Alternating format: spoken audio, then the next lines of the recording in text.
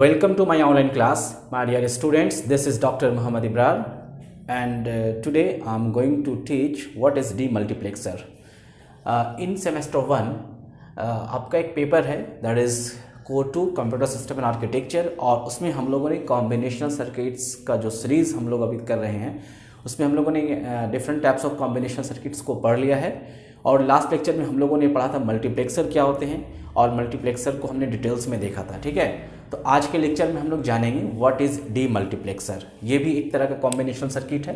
तो डीमल्टीप्लेक्सर में हम सबसे पहले इसका डेफिनेशन, उसके बाद ब्लॉक डायग्राम, एंड उसके बाद फिर उसकी बुलियन एक्सप्रेशन ट्रूथ टेबल बनाएंगे, उसके बाद उसकी बुलियन एक्सप्रेशन को फाइंड करेंगे। ठीक है, और फिर फाइनली जो हम इसकी लॉजिक डायग्राम बना के आज का लेक्चर को कंप्लीट करेंगे। तो चलिए सबसे पहले जो इसकी डेफिनेशन देखते हैं। ओके, डेफिनेशन इसकी देखते हैं हम सबसे पहले कि डीमल्टीप्लेक्सर को हम शॉर्ट में डी मक्स भी कहते हैं। ये एक कॉम्बिनेशनल सर्किट है, it is a combinational circuit and it performs the reverse operation of mux, यानी कि मल्टीप्लेक्सर की जो ऑपरेशंस होती है उसकी ये अपोजिट या रिवर्स परफॉर्म करेगा। ठीक है, अभी हम देखते हैं कैसे। And it has single input line and it has n selection line and maximum of 2 to the power n output lines. Multiplexer में क्या होते थे कि मल्टीपल इनपुट लाइन्स होते थे और आउटपुट क्या होते थे, सिंगल होता था मल्टीप्लेक्सर में। ठीक है, जबकि यहाँ पे डीमल्टीप्लेक्सर में क्या होगा, सिंगल इनपुट होंगे और आउटपुट क्या होंगे, 2 to the power n output lines होंगे, और इसमें जो सिलेक्शन लाइन n होंगे।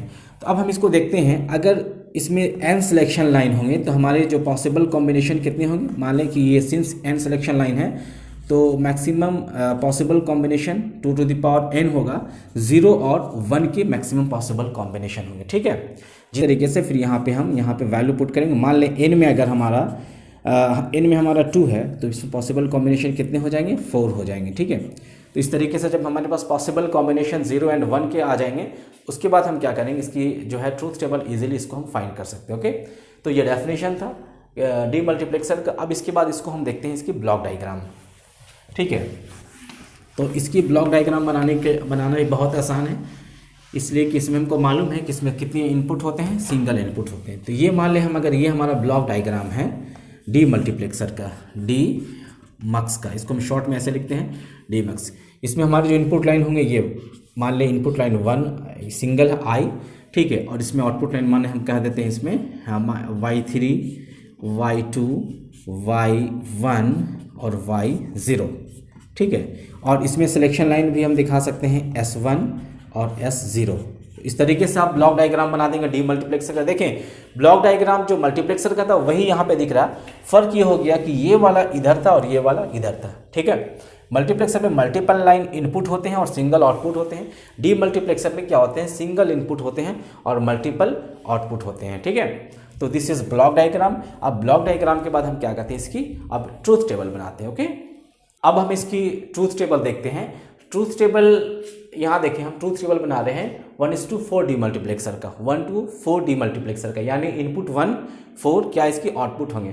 तो 4 आउटपुट होंगे तो हमारा सिलेक्शन लाइन कितना होगा, 2 होगा। ठीक है, तो पॉसिबल कॉम्बिनेशन ऐसे लिख सकते हैं हम 0 0 1 1, फिर यहाँ लिख सकते हैं 0 1 0 1।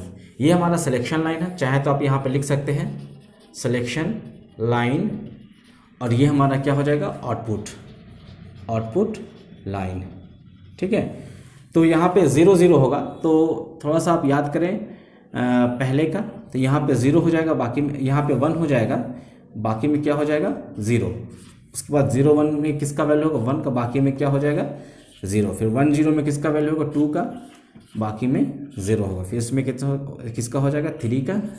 ये कैसे आता है आपको मालूम है, बाइनरी नंबर इसका देखिए 1 1 का 3 का होता है तो हमने यहाँ 3 को एक्टिव कर दिया। 1 0 2 का होता है तो हमने 2 को एक्टिव किया। यहाँ पे 0 1 1 का होता है तो 1 एक्टिव, 0 0 इसका एक्टिव होता है। अब देखें इस तरीके से डायगोनल दिखता है।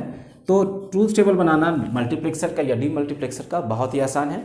तो जब आपके पास ट्रूथ टेबल आ जाए तो आप बहुत ही आसानी से इसकी जो है बुलियन एक्सप्रेशन को फाइंड कर सकते हैं। ठीक है, तो देखिए बुलियन एक्सप्रेशन क्या होगा। आप यहाँ सबसे पहले हम निकालते हैं, यहाँ देखिए y3 का बुलियन एक्सप्रेशन क्या होगा। यहाँ देखिए y3 इक्वल टू क्या है, यहाँ पे ये एक्टिव है तो हमारे पास क्या वैल्यू है, S1 है और S0 है, और ध्यान रहे एक I भी है, I दैट इज इनपुट।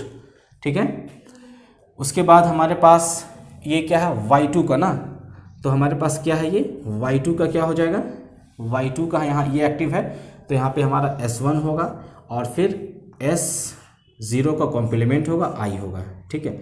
उसके बाद y1 का देखते हैं, y1 का यहाँ देखें ये एक्टिव है, तो यहाँ पे क्या है y1 का, y1 इक्वल टू s1 का कॉम्प्लीमेंट है और s0 है और i है, ठीक है। उसी तरीके से y0 का देखें, s1 का भी कॉम्प्लीमेंट है, s0 का भी कॉम्प्लीमेंट, i भी है, यानी सब सिलेक्शन लाइन के साथ इनपुट i भी जाएगा। यहाँ पे जब हम लॉजिक डायग्राम बनाएंगे तो वहाँ पे i को भी हम दिखाएंगे, i का भी इनपुट को उसमें हम डालेंगे, ठीक है। तो ये देखें इस तरीके से जो है इसका बूलियन एक्सप्रेशन निकल गया। अब बूलियन एक्सप्रेशन जब हम फाइंड कर लिए हैं तो नेक्स्ट स्टेप हमारा होता है लॉजिक डायग्राम, ठीक है। लॉजिक डायग्राम बहुत आसान है, अगर आपको ये वाला चीज़, ये टॉपिक समझ में आ गया, ये पॉइंट समझ में आ गया, ट्रूथ टेबल को कैसे फाइंड करते हैं और फिर ट्रूथ टेबल से फिर हम क्या करते हैं, इसकी बूलियन एक्सप्रेशन को फाइंड करते हैं, तो फिर आप लॉजिक डायग्राम इसको आसानी से बना सकते हैं, ठीक है। चलिए अब इसकी लॉजिक डायग्राम हम लोग देखते हैं बना के, ओके। कि लॉजिक डायग्राम देखते हैं। सबसे पहले यहाँ देखें हमने S1 को इस तरीके से निकाला, S0 को किया और S1 की भी हमने कॉम्प्लीमेंट लाइन निकाल दी और S0 की भी हमने कॉम्प्लीमेंट लाइन यहाँ पे निकाल दिया और ये I है, ये सब में जाएगा। तो सबसे पहले मान लें S1 अगर जाता है और S0 डायरेक्टली जाता है और वहाँ से फिर हम I को भी ले लें, तो ये हमारा कौन सा आउटपुट होगा पता है आपको, ये आउटपुट हो जाएगा हमारा Y3। अब Y3 में देखें S1 का और S0 का वैल्यू है और I का वैल्यू है, ठीक है। उसके बाद हम नेक्स्ट देखते हैं S1 का वैल्यू जो हमारा हो जाएगा Y2 में जो है S1 का वैल्यू यहाँ से लेंगे हम, ठीक है, S1 का वैल्यू को यहाँ से लें, ठीक है।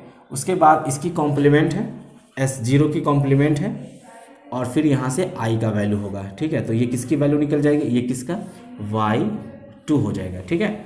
उसके बाद S1 का कॉम्प्लीमेंट लाइन है, तीसरा देखें S1 का कॉम्प्लीमेंट लाइन है और S0 का जो लाइन है उसमें कॉम्प्लीमेंट नहीं है, आप देखें, और फिर ये I का जो यहाँ पे निकला, ठीक है। इस तरीके से हम इसका वैल्यू हमारा क्या आ जाएगा, Y1। और फाइनली जो है लास्ट वाला है S1 का भी कॉम्प्लीमेंट है और S0 का भी कॉम्प्लीमेंट है और यहाँ पे I वैल्यू है, ठीक है। तो इस तरीके से जो है यहाँ से इसको भी हम निकाल के दिखा सकते हैं, ये हमारा निकल गया Y0। अब आप देखें लॉजिक डायग्राम को ध्यान से देखेंगे तो इसमें जो भी कनेक्शंस आपको दिख रहे हैं वो सिंपल जो है हमने एक्सप्रेशन से निकाल के बनाया है। आप एक्सप्रेशन को सामने रखें और सामने रखने के बाद इसको आप स्टेप बाय स्टेप डिज़ाइन करेंगे तो आपका जो लॉजिक डायग्राम वो बहुत ही क्लियर बनेगा। तो इस तरीके से आउटपुट हमारा आ गया Y3, Y2, Y1, Y0। देखिए हमारा इनपुट एक ही है, ठीक है ना, इनपुट जो हमारा एक ही है, ये सिलेक्शन लाइन है। तो जब जो वैल्यू जाएगा, हमने जो लॉजिक डायग्राम में देखा है वही वाला एक्टिव होगा। मान लें अगर आप 1 पास कर रहे हैं, ठीक है, तो 1 पास कर रहे हैं तो आपका एक्टिव ये होगा, Y3 होगा, ठीक है। अगर आप 10 पास कर रहे हैं तो ये एक्टिव होगा, अगर आप 01 पास कर रहे हैं तो ये वाला Y1 एक्टिव होगा और 00 पास कर रहे हैं तो Y0 एक्टिव होगा। तो ये आपका कंप्लीट डीमल्टीप्लेक्सर का कंप्लीट जो है ये ट्रूथ टेबल और लॉजिक डायग्राम और इसकी डेफिनेशन हो गई, ठीक है। आप इसको पढ़ें, एग्जाम के पॉइंट ऑफ व्यू से भी काफ़ी इंपॉर्टेंट है। और अगर आपको समझ में नहीं आया, कोई डाउट है तो आप ज़रूर हमें कमेंट करें। Thank you very much.